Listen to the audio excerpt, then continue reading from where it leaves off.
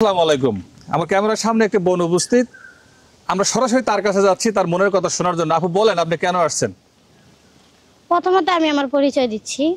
আমার বাড়ি হলো রংপুর লালমনিরহাট। আমার নাম হলো আয়শা। আমার পরিবারে আমার বাবা নেই, আমার মা আছে। আমরা দুটো বোন, আমি হলাম বড়, আমার ছোট বোন আছে পরিবারে।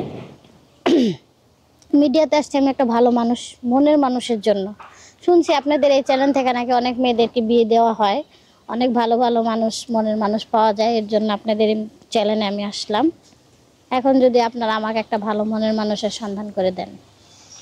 আপনার সাথে যোগাযোগ কিভাবে করবে সেটা একটু যদি বলে দিতেন। আমার সাথে যোগাযোগ যদি কোনো ভাইয়ের আমাকে ভালো লাগে, আমার সাথে যোগাযোগ করার জন্য আমার এই ভিডিওটা পুরো দেখা লাগবে। আমি এই ভিডিওর কোথাও না কোনো জায়গায় আমার সাথে যোগাযোগ করার নাম্বার দিয়ে দেব। নাম্বার দিয়ে দিবেন। আচ্ছা আপু, আমরা জানতে চাই যে আপনি ক্যামেরার সামনে আসছেন, আপনার পরিবারের কি অবস্থা, কেমনে পরিবারে আয় ব্যয় চলে, বা আপনার বর্তমান বয়স কত, আপনি কেমন মানুষ হলে বিয়ে করবেন, কেন ঘর সংসার আবার দ্বিতীয়বার আপনার করার ইচ্ছা জাগলো, কি অসুবিধার কারণে? আচ্ছা ঠিক আছে, তাহলে আমি বলি। আমার বাবা নেই, আমার মা বাসা বাড়ি কাজ করে। আমাদের পুরো ফ্যামিলিটা খুবই গরিব। আমাদের চলতে খাওয়া দাওয়া করতে খুবই অসুবিধা, যেহেতু আমার মা কাজ করে, আমরা কাজ করি না। এখন আমার মা একজন কাজ করে আমাদের দুটো বোনকে খাওয়াইতেছে, ছোট বোনটাকে পড়াইতেছে। খুবই কষ্ট আমাদের। আর আমি বিয়ে বসছিলাম, একটা ছেলেকে পছন্দ করে বিয়ে বসছিলাম। সেই ছেলেটা আমাকে রেখে চলে গেছে। আমি তারা খুবই ভালোবাসলাম, কিন্তু সে আমার ভালোবাসার মর্মতা দেয় নাই।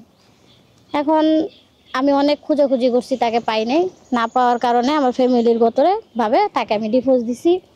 এখন যেহেতু মানুষে অনেক খারাপ কথা বলে, আশেপাশের মানুষ অনেক গানাগানি করে, বুঝেনি তো গ্রাম দেশের মানুষ কত কথা বলে, যেটাকে বলে গ্রাম দেশের মানুষ তো কানাকানি নিয়ে থাকে বেশিরভাগ।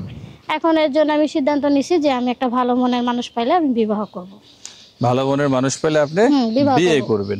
বিয়ে করা অপরাধ নয়, বিয়ে করা দরকার, যেহেতু একটা মেয়ে মানুষ একা থাকতে পারে না, থাকা যায় না।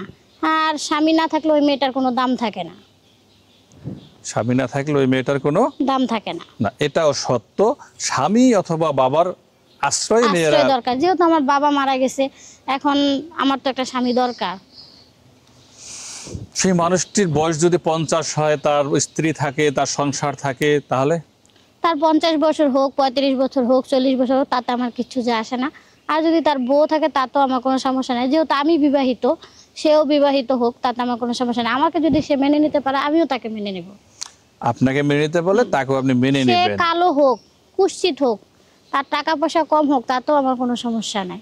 শুধু আমি ভালো একটা মন চাই, জানি সে আমাকে খুব ভালোবাসে, আদর যত্ন করে, আমিও তার আদর যত্ন করবো, ভালোবাসা দেবো। জানি দুজনের মধ্যে কোনো কিছু না থাকে।